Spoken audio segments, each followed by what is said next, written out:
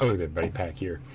In this video, I'm going to briefly run down Senbon Sakura Miku because there's not really much that's changed from a lot of the other units we've been seeing recently. You know, there's a lot of double attacking units with, you know, the double BB, SBB stuff. So she just has, I'm going to hit on only like the really good things. So she has damage reduction, spark damage boost, BB gauge, boost max HP, sorry about that, and one turn attack reduction, which is really good in certain, you know, issues and, you know, certain ways, but not bad for BB. But now going on to the SBB, which is boost spark damage of earth types, spark damage boost BB gauge, boost earth elemental damage, and one turn attack reduction.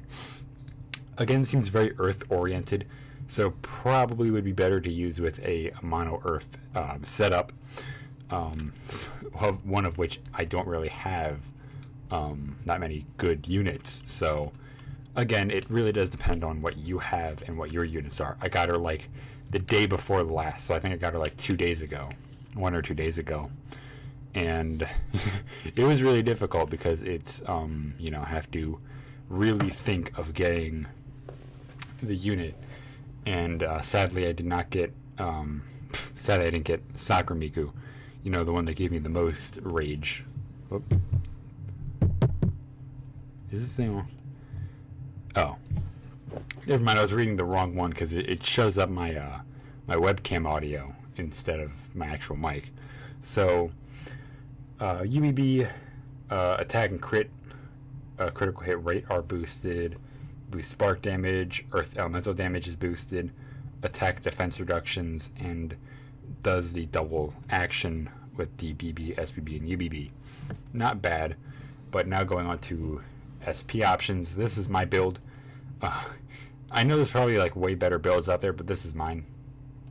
You know, I want to get that, you know, nice 2-turn damage reduction, and I wanted to get these two because I want to make her, you know, a bit more powerful in regards to attack. Like you saw, I already have her her special sphere, which is fucking great. Maybe if I actually feel like it, I could probably reset when I get more gems and give her slight OD gauge boost effect. That's an option too. So I'm not really going to go through like a lot of stuff, but again, her leader skills pretty decent. Not one I'd really expect, but still good nonetheless. 100% boost to max HP of earth types. Again, really good if you use her as a subunit, but again, not bad at all. She has a resistance against one-hit KO attacks when HP is below 35. That's really good because, again, you don't see that many Angel Idol units or units that just have an extra skill that just gives them an Angel Idol, with the exceptions of a very few number of units. But again, she's really good. You know, spark damage boosts BB gauge for all allies, and 25% boost to spark damage of all allies. Not bad at all. Now, I have Randolph and Ravenna. I'm going to go over them as well. These came out during the Valentine's Day 2018, back in February, obviously. Now, you can tell that their attack is massive, and you can tell that I've probably fucked up a lot. But don't worry, we're getting that Omni Plus update pretty soon. I don't know how much it's going to update stuff, or if we're getting a complete overhaul of the system and getting more boosts, or just receiving more levels to the Omni Plus. Like, we'll probably see Omni Plus 5. That gives us, like, you know, like 30. I don't know. Because right now we have a total of 20, because it's 5 for 1 and 2, and then it's 10 for Omni Plus 3. So we could be seeing another 10 and maybe a 15, or a 10 and a 10, or a 10 and a 20. I think it's going to be a 10 and a 10 for Omni Plus 5. So we're going to see 3 that have a plus 10 boost to the SP, and then 2 that just have a plus 5, those being 1, 2. And, you know, we'll be seeing Omni Plus 3, 4, and 5 have the 10 boost.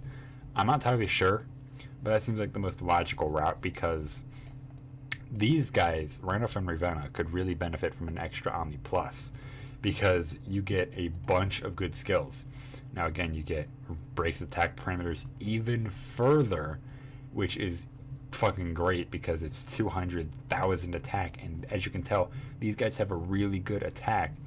And also, the reason I use them is because they have 85% boost to max HP, 200% boost to attack, and 100% boost to defense and recovery when BB is over half. Greatly boosts BB fill rate, boost fire, thunder, and dark elemental damage, and negates crit damage. And they have a raised normal hit amount. And pretty much a lot of their skills revolve around damage and being able to inflict stuff like inflicts poison, paralysis, injury, and curse. And the reason I gave them increases damage against status ailmented foes is because they can benefit from that. Also, let me think. They have a really good attack. They have stealth, and they boost their attack and crit rate by doing that. And they fill their own BB gauge to max, and they have DOT. Now, the DOT is where I think they really shine because I think it's slightly better than Natsu because he has his on extra skill, but these just have it built right in. Now, I'm not saying that they outclass Natsu. Natsu's still really fucking great. But again, there's certain situations where one or the other really does do better. Now, aside from those units, we're going to be getting into the brand new units that just came out, obviously right there. These units aren't really out yet, but they're going to be coming out, and that's Svalinn and Wang. Now, that is the Brave Blossom Festival stuff. I'll get into that in just a second. And like we fucking know, Juno, Seto, and Ensetea are coming back again. Now, I want to get this done before maintenance, which is going to take a while. But Svalinn, I didn't want to sound mean when I was talking about him on the Discord server, but he's just not... He just seems to have what I call the a la carte complex. What I mean by that is he's not necessarily bad, nor is he necessarily good. You can call him good. I'm not gonna shit on you for that. But I'm saying, and again, apologies out to Paradox Fox because I didn't want to come off being mean, but like I mentioned, he has the a la carte syndrome. I'll call it a la carte syndrome because Il Malakat isn't really that great. But I'm not saying he's bad. But I mentioned that we have Valen, Rain, Amos, and when the Omni Ultor comes out, which was announced in BNC 30, when that Omni Ultor comes out, it's going to have taunt and mitigation. I only know that because every other taunter that we know, Urza Scarlet, Chloe, those units, they have mitigation and taunt. So it only seems fair to give, Ultor that effect. Now, who knows if it'll be 2 turns mitigation and like a taunt that lasts for like 2 turns. And you might have like an SP that gives you a 3-turn taunt or something like that. Some fucking crazy shit. But I don't know yet.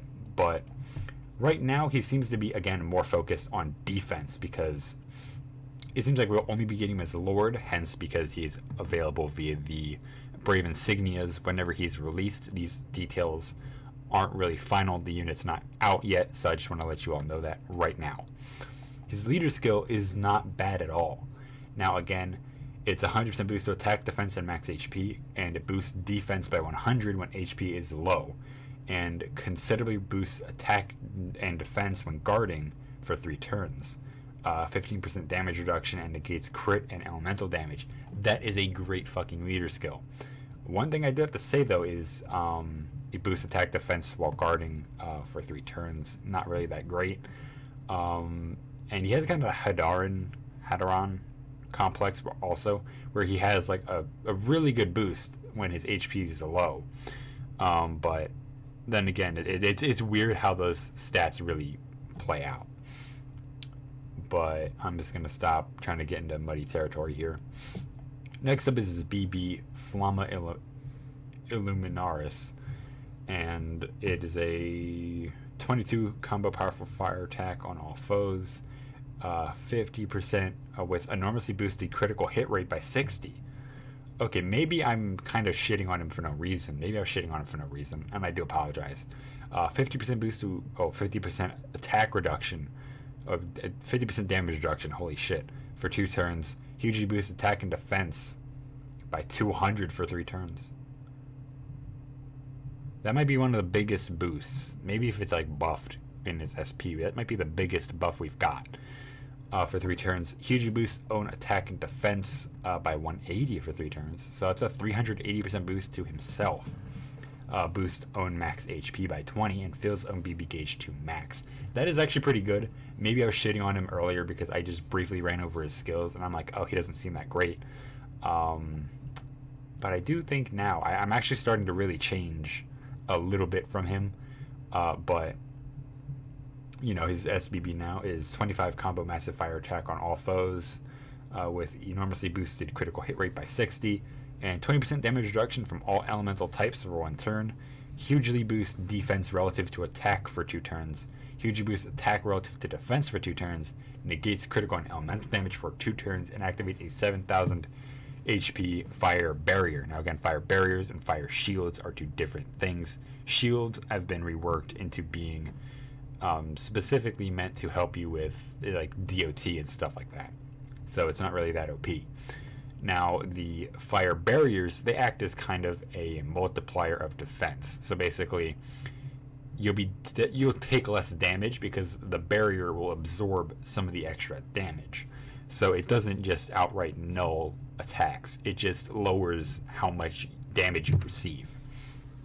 So that's not bad. Maybe if we had a buff on that, make it like 8,000 or just increased it a little bit more, that'd be nice. But again, I'm not really asking for much. Next up is, well, that's another bad thing, is that you're gonna have to switch between his BB and his SBB, but that's fine because you do get all those tasty boosts from his from those skills respectively. Now his UBB, 10 combo massive fire attack on all foes with the critical hit rate boost, and a 5% damage of foes max HP. Ooh, that's actually really good. 100% damage reduction for 3 turns, boosts attack and defense by 500 for 3 turns, boosts attack relative to defense by 300 for 3 turns, and boosts attack relative to defense by 300 for 3 turns. That is really good. Again, he's basically built more for defense than offense, which is fine. Now, next up is extra skill, and that is a 5% damage reduction for all allies when a damage-reducing sphere is equipped. Boosts attack and defense by 50 for 3 turns when guarding. Hugely boosts critical damage by 200% for 2 turns when damage taken has exceeded 10,000. That is not bad stuff. Let me check these things. Okay, so this isn't bad at all. 50% boost to BB gauge. Well, 50 BC fill when guarding. That's actually really good. That's actually, you might not actually think about it, but that is actually one of the most powerful in the game right now. 20% damage reduction to 1, maybe. 50% additional damage reduction negates defense ignore. Okay. Boosts crit damage, boosts attack, and max HP. So one thing I think you would rather want to go with is boost the attack and max HP. Boost BB gauge when guarding. Probable 20% damage reduction to 1 negates defense ignore, damage reduction, raise attack parameter, and maybe get this extra attack for 60. But then again, you're going to have multiple Svalins, or you're just going to have one Svalin that you can rotate between these setups, or just really pick the most crucial ones. So if you're going to run an attack based one, I suggest you get just these 3 bottom skills. But if you're going to run a defensive one, I recommend getting, this one. Get a couple of the more, safer options for pretty much making Svalin live longer. Now, I'm not saying he's bad. I'm just saying like it would have been better to see more. So this is also kind of goes into Al-Anon's story, because we're getting on the Al-Anon later this month. So that is all for Svalinn. He's not bad. I don't really see much. I wouldn't really see much use for him. But now we have Wang Mu. Now I'm probably butchering that name because I don't. So here we have her leader skill, which is 80% boost to attack, defense, and max HP, and enormously boosts critical hit rate by 60% of thunder types.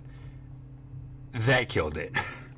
But don't worry, we have really good thunder types. I don't know of which are really good at the moment. But I'll get back to that later. Next up is considerably boosts attack by 150 when HP is over half, which is really good. Hugely boosts crit damage by 150. Okay, that's good.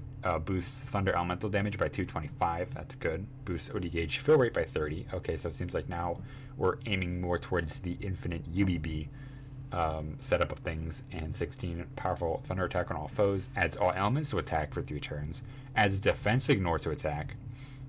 Boosts on max HP by 15%. Boosts OD gauge fill rate by 50% for 3 turns. And slightly boosts OD gauge. Okay. I like that slightly boost OD gauge and the OD gauge fill rate because that's going to be, perfect for infinite UBB stuff. But I don't think they really modified that at all. But again, it's not bad at all. It's just more like we have to really strategize with a certain number of these units. Now, let me think. Okay, so SBB is 21 powerful thunder attack on all foes. Consecutive use boosts damage by 300% up 2 times, and 6 combo powerful thunder attack on a single foe, damage relative to remaining HP. Adds that defense ignore, thunder elemental damage boost, boosts crit damage, and boosts. Wow. Okay, remember when I was talking about Fiona, where I said like all of her stuff would equal like 600 in the terms of BB attack? I think now just outright non-Wang Mu completely blows Fiona out of the water, completely pushes her out of the way with this, because 600% boost to BB attack is the biggest in the game. Excluding buffs, but that is the biggest in the game, excluding external spheres and all that other stuff. That is the biggest multiplier in the game. Next up is 26 combo massive thunder attack on all foes, enormously boosts attack by 300 for 3 turns, and critical hit rate by 60% for 3 turns. Huge 1-turn attack reduction, 3-turn attack reduction by 90%. Enormously boosts thunder elemental damage by 500. Enormously boosts crit damage by 400, and boosts OD gauge by half. So that's like Xi'an, where he just automatically refills BB gauge, I guess. Next up is slightly boosts critical damage for all allies and negates all status. Negates critical damage for all allies. 20% damage reduction from normal attacks, and raises attack parameter limits to 130k. Not bad, but again, with that extra seal, probably could see a bit more, but I'm not complaining. She's a very powerful. She seems to be one of the more very, very powerful thunder units. 80% boost to all parameters. 30% boost to attack, max HP, spark damage boost, crit damage boost, and negates all status ailments. You do not get this skill because you can get that from like, Fulgur or Terno. You can get that pretty quickly. Raises attack parameter limits to 180,000. You might want to get that. Adds resistance to 1-hit KOs. That's pretty good. Max HP by 30% to BB. That might be good. I'm not entirely sure though. Adds critical damage boost for thunder types for 3 turns to SBB. Okay. So she seems to be very, again, more offensively based, and I do like that. She's very, very good. But again, it might be a unit that I might wait a bit to summon for, because it does seem like she's going to be built for maybe the Thunder Vortex. I don't know. But again, not bad. Now I will go over the Brave Blossom news after I open up a nice Mountain Dew. Not sponsored. Alright. Just poked on my pant leg, but who cares? Alright. So spring is finally here, and we get a bunch of fucking snow. Ooh. Oh, I like this. So it'll be happening from tomorrow to the 30th of April. Holy shit. And a unit of choice. Let's fucking go. We're getting a UOC Thank God. Now, one thing is, who is it going to contain? It might not contain up to the new batch, to the sphere batch. So pretty much day one, you get a Blossom ticket. I'm going to slowly go through this part because I've been talking way too much. These are really good. But no, I'm not joking, though. I do like these rewards. I do find them to be amazing. Oh, also, did you guys know that we now have, what do you call them? The Mecha Gods in the Merit Hall, which is, again, fucking great because they are difficult to get if you're not on a weekend. And day 30, you get a UOC. You get a gem and a UOC day 30. All right. And then 36, you get another Blossom ticket. So, up to Alan's batch. Okay, so limited edition Guild Raid, Vortex Arena, and Uprisings will not be included in the Blossom unit of choice pool. Okay. The full release units will be available soon, so please watch out for the update. Awesome. Oh, wait, what? Join the Brave Blossom Festival mob today to snag Blossom tickets and merit points for free, plus a chance to win a second. Oh. Hop in today. Stay tuned. Svalinn is now. Okay, cool. Svalinn is not time limited, so he'll be available pretty much any day. March 28th, we get. Oh my god, 28th, we get Alan on Omni. Oh my lord. Oh my lord. Almighty Queen, Mother, Wang Mu will be available on the 21st to the 3rd in the Special Blossom Summon Gate. Oh my lord. Community event number 1. We'll get a Blossom ticket. Bundles. Mystery Festive Dungeon.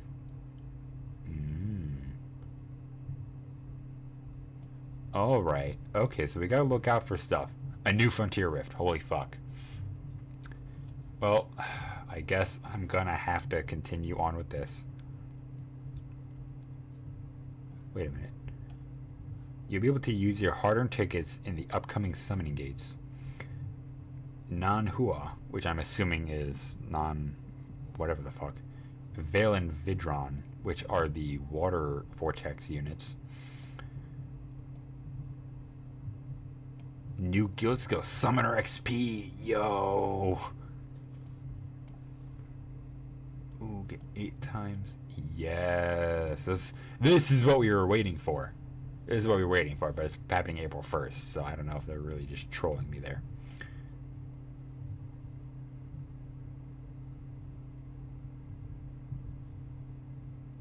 Blossom Special Permanent changes, 0 energy parades.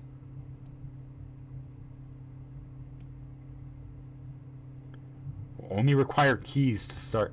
Okay, starting from the 21st onwards, players will only require keys to start the following parades with no energy: Metal, Jewel, and Imp. Yo. That is so fucking cool.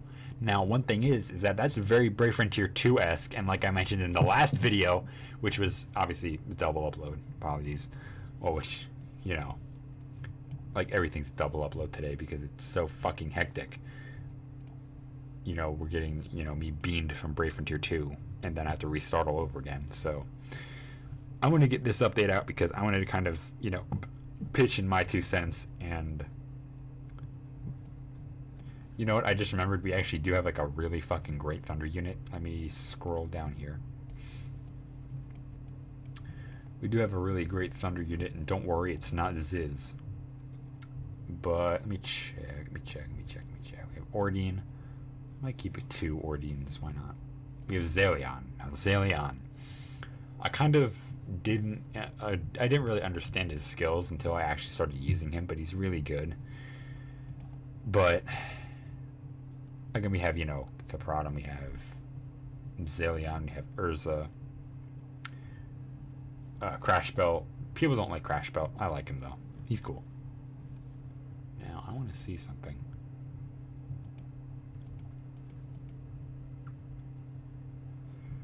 again, we have our the fucking Miku thing still there. That's interesting. That's interesting.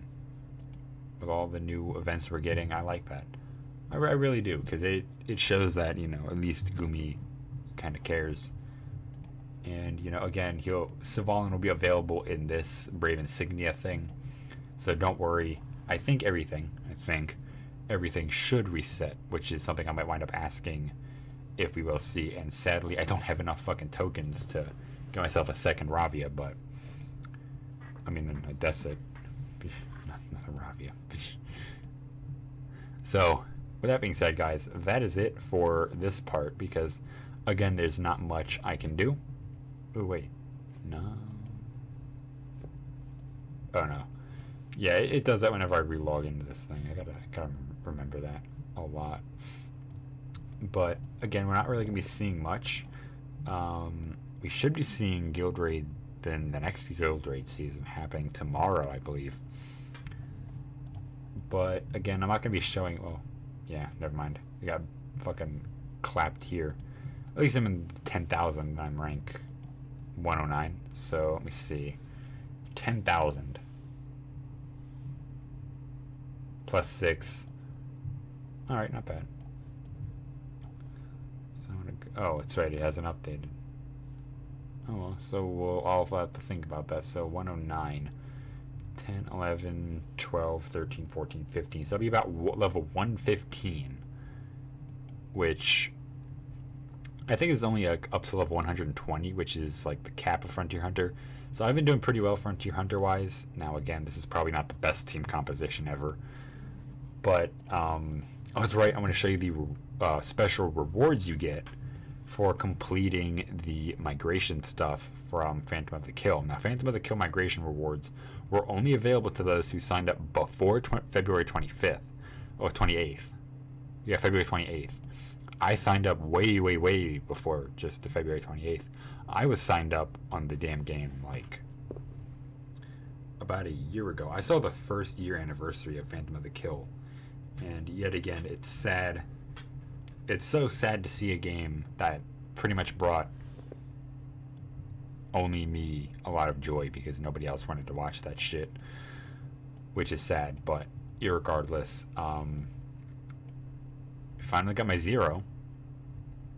Lord.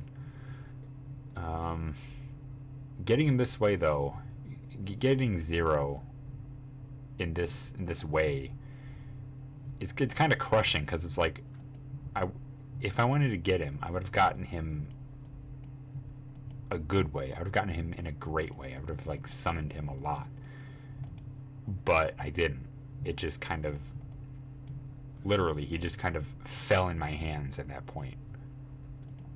So, as a final homage to the game that brought me so much joy, I don't really know if it brought much of you any joy.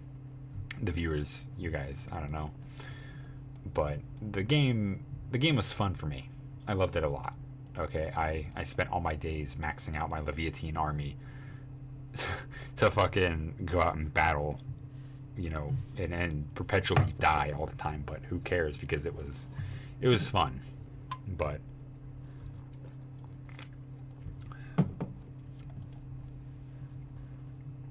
I didn't want to get him this way, which is. I hate to keep saying that, but it's like I didn't want to get 0 this way. I wanted to wait for another Phantom of the Kill collaboration, you know, the 8 billionth one we've had. But at the end of the day, though, that's just how it is. I just want to level him up and evolve him on camera. I want to get him maxed out on camera. Minus imps, because I don't have that many imps at the moment. I need to do some imp farming anyways. Yes. Evolve. And that was like this is like the best thing right here. It's like you didn't really need much to evolve him. So I remember going through on my not the greatest units list, and I realized that 0 is kind of an awkward release. But you know,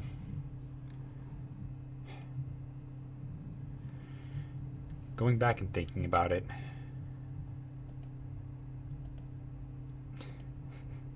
Going back and thinking about it, I remember back when I was playing the damn game, when I just started Brave Frontier, I remember having all these people just having 0, and I'm like, oh yeah, this dude's so great, his skills are so cool.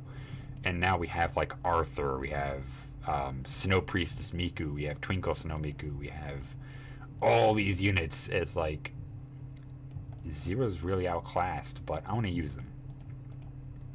You know, that's just the way I want him to go out. I want to use him in some way. So I'll put him on the team. I will forever immortalize 0 because he is my... I don't like him as a unit because his skills aren't good, but I like him as a character. And that's all that really matters to me. Like, again, playing the V-Team thing, it's like I don't care about the character in terms of stats. I care about the character, you know, the actual thing that is being based off of. That's what I like. But again, final homage to Phantom of the Kill. Rest in peace. Because I don't like getting like super like sad on videos sometimes because it's like really fucking depressing. But you know, I wanted to get this video. I want to get like both of these out because again, I wanted to do this because it's like a parting gift because I loved Phantom of the Kill. I want to get I really wanted to get a refund for all of the stuff I spent, but I don't think that's possible. I think it's just whatever you have left over.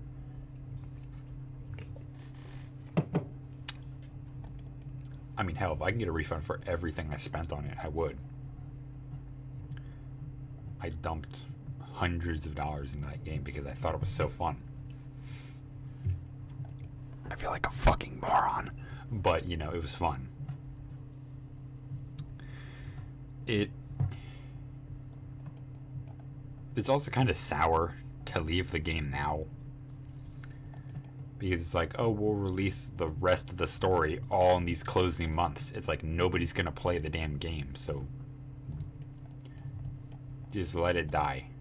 Like I don't want to sound mean, like I'm just trying to like kill the game off as fast as possible, but it's like you've pretty much announced that it's closing. Nobody's gonna play the game. If anything, just let it rest in peace. Like just let it die. But that might be one of the sadder things to do on Gumi's behalf because it's like they don't want to let Phantom of the Kill go because it was such a fun game.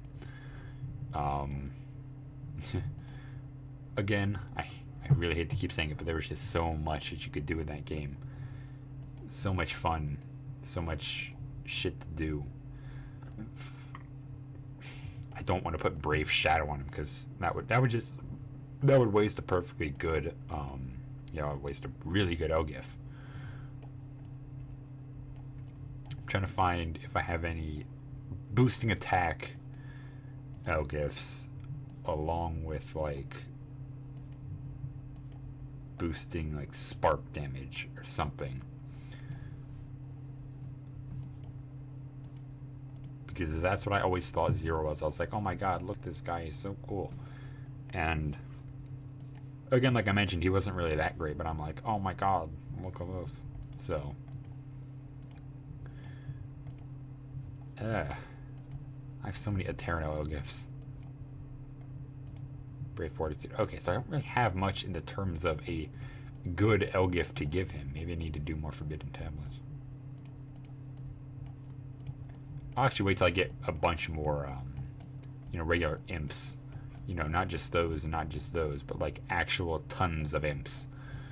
Because I actually need to clear out a lot of my fucking unit spaces. I'll get rid of my fucking metal gods because I don't really focus on metal gods. I focus on metal crystals because, again, give more experience. So I'll slap 0 on the team. Man, I remember way back, both in Brave Frontier and Phantom of the Kill, where I was just a complete fucking noob, didn't know anything, and pretty much being carried by 0 because at the time he was a really good unit, but now he's overshadowed. This is poor dude. So yeah, I guess that's just gonna be it, because I don't want to do much more. I don't want to keep spoiling this amazing moment that I've encountered here. But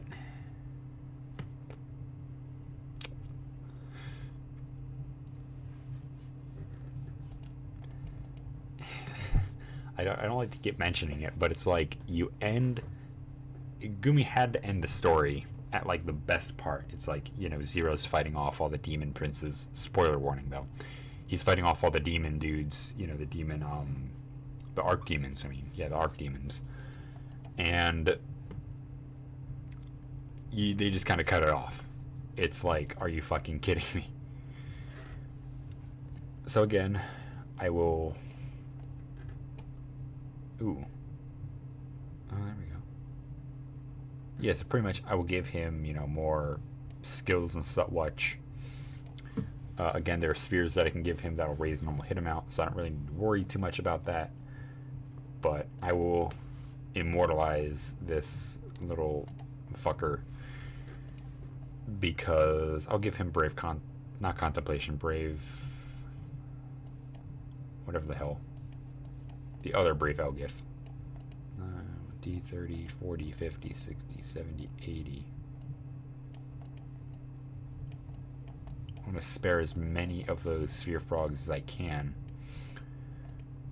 1, 2, 3, 4, 5, 6, 7, 8, 9, 10, 11, 12, 13, 14, 15, 16, 17, 18, 19, 20, 21, 22, 23, 24, 25, 26, 27, 28, 29, 30. Okay, I guess I can get rid of 1 and 2